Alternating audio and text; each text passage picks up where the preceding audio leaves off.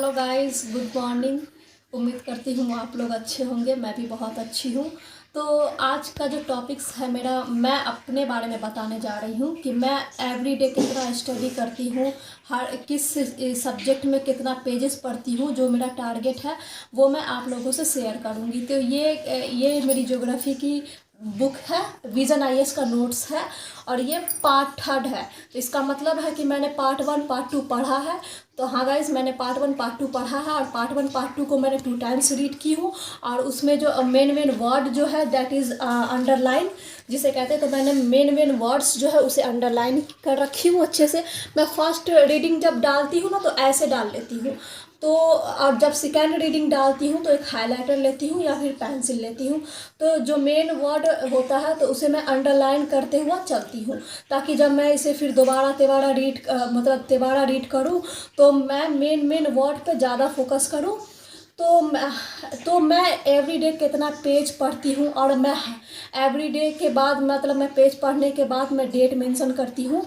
तो ये देखिए, मैं हर जगह डेट लिख रखी हूँ। ये 7 तारीख का डेट है कि मैंने 7 तारीख को पढ़ा था, तो मैंने ये अंडरलाइन कर, ये मेरा सेकेंड रीडिंग चल रहा है। मैंने इसको फर्स्ट रीड ऑलरेडी मैं कर चुकी हूँ, ये मेरा सेकेंड रीडिंग चल रहा है। तो मैं देखती हूँ कि मैंने फ्राइडे को पढ़ा था, फ्राइडे 7 तारीख था तो मैंने फ्राइडे को पढ़ी थी। और फ्राइडे को और उसके बाद सैटरडे को मैंने कितना पेज पढ़ा है, तो 1 2 एंड 3, ये 4 ये 9 तारीख, यहाँ पे 9 लिखा हुआ है, 9/1/2023। तो ये 4 पेज मैंने पढ़ा सैटरडे को। तो मैं एवरीडे हर बुक्स में मतलब मैं 5 पेज का टारगेट लेकर चलती हूँ, क्योंकि 4 पेज पढ़ने का यहाँ पे मोटिव ये था क्योंकि ये जो टॉपिक्स जो हम पढ़ रहे थे वो मतलब वो टॉपिक्स ख़त्म हो गया था। तो यहाँ पे देखिए ये लिखा हुआ है UPSC prelims previous years question है। तो ये बुक में प्रीवियस ईयर्स क्वेश्चन भी दे रखे होते हैं टॉपिक्स ख़त्म होने के बाद। तो आपको मुझे एक अंदाज़ा मिलता है कि मतलब किस टाइप के क्वेश्चन पूछे जाते हैं। तो इसमें सारे पूछे हुए क्वेश्चन दे रखे हैं। तो आप लोगों के माइंड में सवाल आ रहा होगा कि मैम 8 तारीख कहाँ गया। मैंने 8 तारीख को नहीं पढ़ा।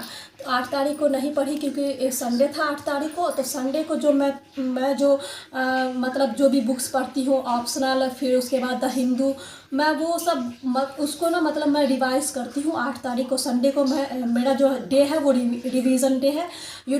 आप पढ़ लिए इतना और उसके बाद अगर आप उसको रिवाइज़ नहीं करोगे तो फिर पढ़ने का कोई फ़ायदा नहीं होगा। तो रिवीजन करते चलना है और PYQ भी लगाते हुए चलना है। डे टू सैटरडे जो मैं 6 दिन जो पढ़ती हूँ उसको मैं रिवाइज़ करती हूँ।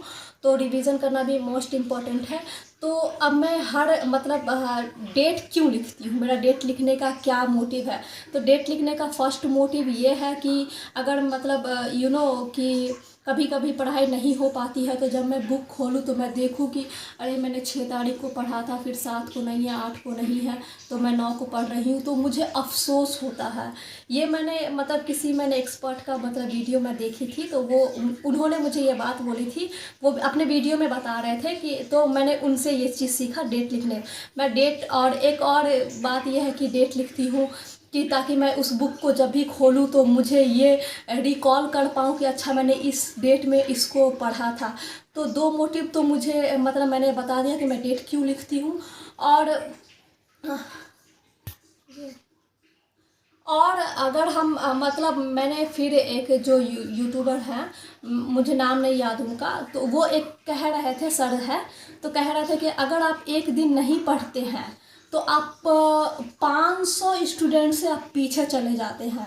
तो डेट मेंशन करने का मेरा ये भी एक मोटिव, अगर आप एक दिन पढ़ाई नहीं करते हैं या मैं एक दिन पढ़ाई अगर नहीं करती हूँ तो मैं 500 स्टूडेंट से पीछे हो जाती हूँ। अगर आप मतलब किसी टाइम हम घूम रहे होते हैं या फिर हम रेस्ट कर रहे होते, हम पढ़ाई स्टडी नहीं कर रहे होते, तो कहीं ना कहीं जो मतलब जिनका मोटिव है यूपीएससी क्लियर करना, वो कहीं ना कहीं पढ़ रहे होते हैं।